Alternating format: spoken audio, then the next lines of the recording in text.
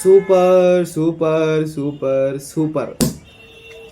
ఈ వ్యూ ముందు ఎన్ని వ్యూస్ వచ్చినా జీరో వ్యూసే. ఇదే మిలియన్ వ్యూ. ఎంత దాని ముందరలోనే దిమ్మ తిరిగి మైండ్ బ్లాక్ అయి సీజ్ అయిపోయే కన్స్ట్రక్షన్ అయితే ఉంటుంది. అదేంటో గేట్ వే ఆఫ్ ఇండియా దగ్గర గేట్ ముందరే ఉన్నాను, కానీ గేటే కనబడట్లేదు లోపలికి వెళ్ళడానికి.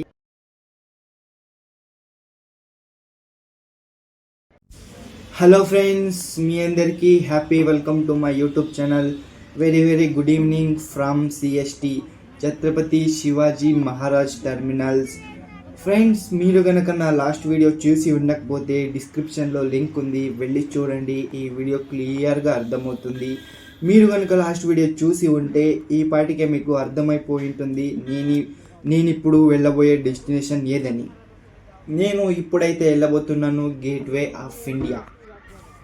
అక్కడికి నేను ఇప్పుడు లోకల్ ట్యాక్సీలో అయితే వెళ్తున్నాను. దీని కాస్ట్ వచ్చేసి జస్ట్ 30 రూపీస్ మాత్రమే.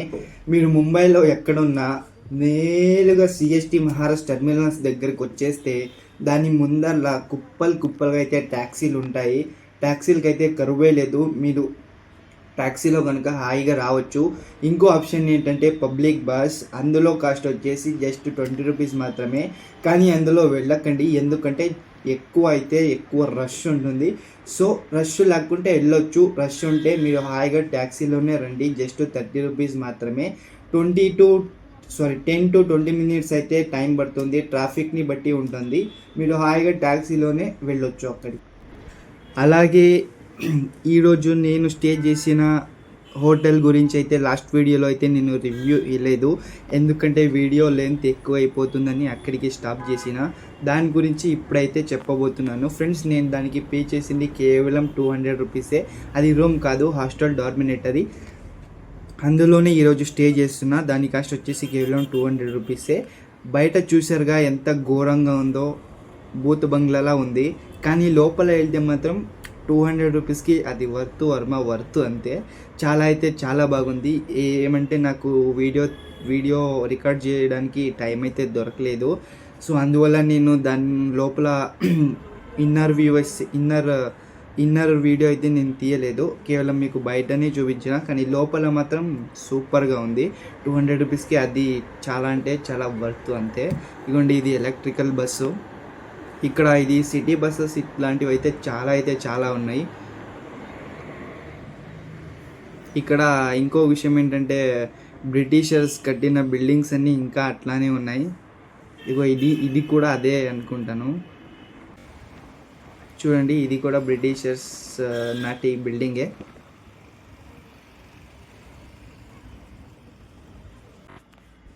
డెస్టినేషన్ దగ్గరికి నేనైతే వచ్చేసాను. బాబాయ్ గేట్వే ఆఫ్ ఇండియా దగ్గరికి వెళ్ళనన్నాడు, ఎందుకంటే అక్కడ చాలా క్రౌడ్ ఉంది. సో అందువల్ల దాని ముందర రోడ్లోనే నేను వదిలిపెడతాను అని చెప్పాడు. సో మనం ఇప్పుడు ఇక్కడే దిగబోతున్నాం.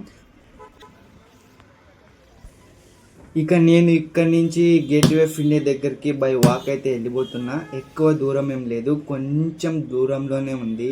మీకు ఇంకో పాయింట్ ఏంటంటే, మీరు కనుక ఇక్కడికి విజిట్ చేయాలనుకుంటే సండే మాత్రం అస్సలు విజిట్ చేయకండి, దూరం తీరిపోద్ది. మీరు సింగిల్గా వస్తే పర్లేదు, కానీ ఫ్యామిలీతో కానీ ఫ్రెండ్స్తో వస్తే పర్లేదు, కానీ ఫ్యామిలీతో కనుక వస్తే దయచేసి సండే రాకండి. వీక్ డేస్లోనే ఎప్పుడైనా ప్లాన్ చేసుకోండి, ఎందుకంటే 1 కిలోమీటర్ దూరంలోనే ఇంత రష్ ఉందంటే ఇక అక్కడికి వెళితే ఇంకెంత రష్ ఉంటుందో మీ ఊహకే వదిలేస్తున్నా.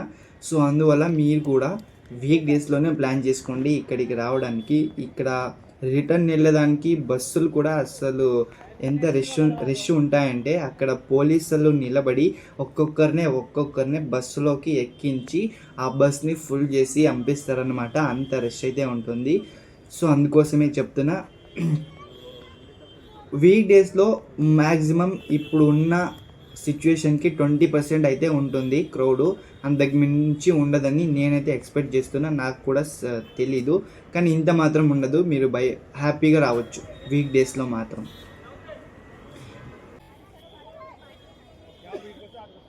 నేనైతే ఫైనల్గా వచ్చేసాను గేట్వే ఆఫ్ ఇండియా దగ్గర. గేట్ ముందరే ఉన్నాను, కానీ గేటే కనబడట్లేదు లోపలికి వెళ్ళడానికి.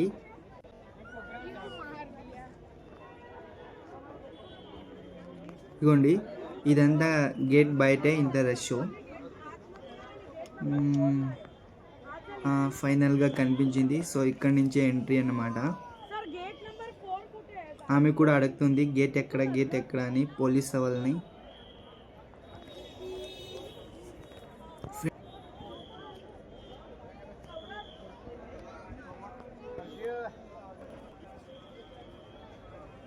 ఫ్రెండ్స్, ఇక ఈ క్రౌడ్ గురించి అయితే వదిలేద్దాం. అది ముంబైలో ఎప్పుడు ఎక్కడ చూసినా ఉండిందే. దాని గురించి అయితే ఇప్పుడు వదిలేద్దాం. మనం ఆ గేట్వే ఆఫ్ ఇండియా గురించి అయితే ఇప్పుడు కాస్త మాట్లాడుకుందాం. దాని గురించి అయితే కొంత తెలుసుకుందాం. అదేంటంటే ఫ్రెండ్స్, 1911లో కింగ్ జార్జ్ ఫిఫ్త్ మరియు క్వీన్ మేరీ బాంబేని విజిట్ చేసినందుకు వారి జ్ఞాపకార్థంగా దీన్ని అయితే కట్టించారు. దీన్ని 1914లో పని ప్రారంభిస్తే 1924లో అయితే దీన్ని కన్స్ట్రక్షన్ కంప్లీట్ చేశారు. మొత్తం 10 ఇయర్స్ అయితే అయిందనమాట. సముద్రం పక్కనే బ్యూటిఫుల్ వ్యూ వచ్చేటట్టుగా దీన్ని అయితే బిల్డ్ చేశారు. అలాగే దీని ఆర్కిటెక్చర్ డిజైనింగ్ చేసిన వారు వచ్చేసి బ్రిటిష్ జార్జ్ విట్టెట్ అనే ఆయన. దీన్ని ఇండియన్ అలాగే ఇస్లామిక్ స్టైల్లో అయితే దీన్ని డిజైనింగ్ చేశారు. దీని గురించి ఇంకో అద్భుతమైన ఫ్యాక్ట్ ఏంటంటే, మనకి స్వాతంత్రం వచ్చిన ఒక ఏడాది తర్వాత అంటే 1948లో బ్రిటిష్ ఆర్మీ మొత్తం మూటాగంటు అంతా సర్దుకొని ఇండియాని వదిలి వాళ్ళ ఆర్మీ అంతా ఇక్కడి నుంచే వెళ్ళిపోయారు. అది దీనికి ఉన్న హిస్టరీ. నాకు మాత్రం ఇంతే తెలుసు. మీకు ఇంకా తెలిసి ఉంటే కమెంట్ చేయండి, ఇంకా తెలుసుకుందాం.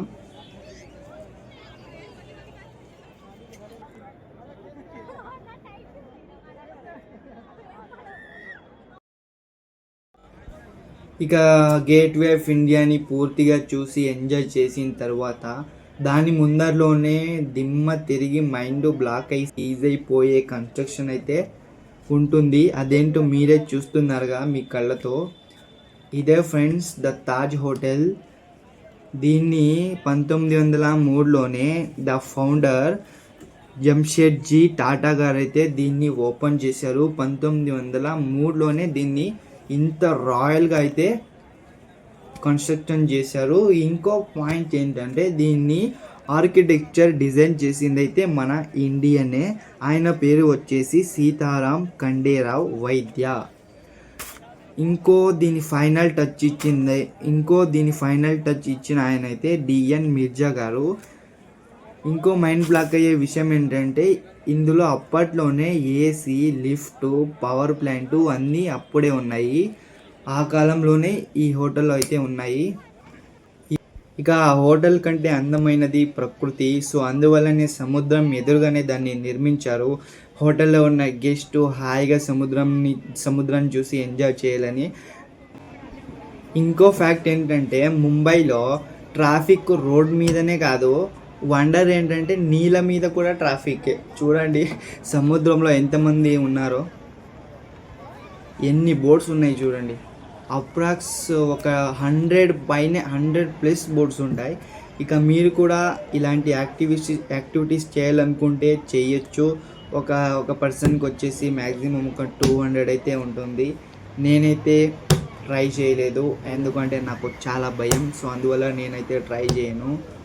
మీరు ట్రై చేయాలనుకుంటే, ఎంజాయ్ చేయాలనుకుంటే హాయిగా ఎంజాయ్ చేయండి.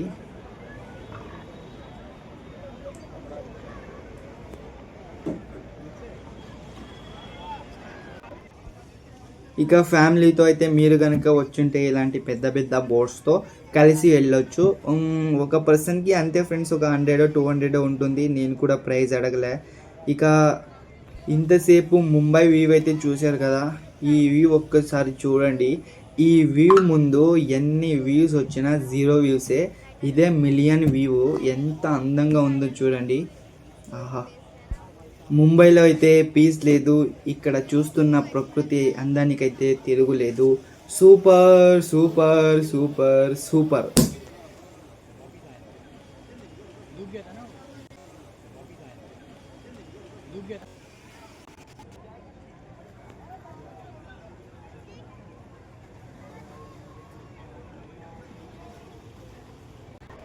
ఫ్రెండ్స్, ఇక నైట్ అయితే మెల్లగా అవుతుంది. ఇక నేను కూడా మెల్లగా హాస్టల్ దగ్గరికి అయితే వెళ్ళిపోతాను.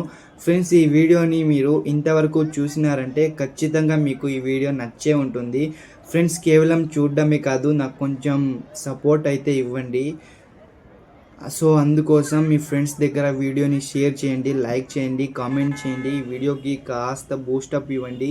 ఇంకా ఇలాంటి ఎన్నో అందమైన వ్యూస్ మీకు చూపించడానికి ట్రై చేస్తాను. So please don't forget to subscribe and share, comment below and గంట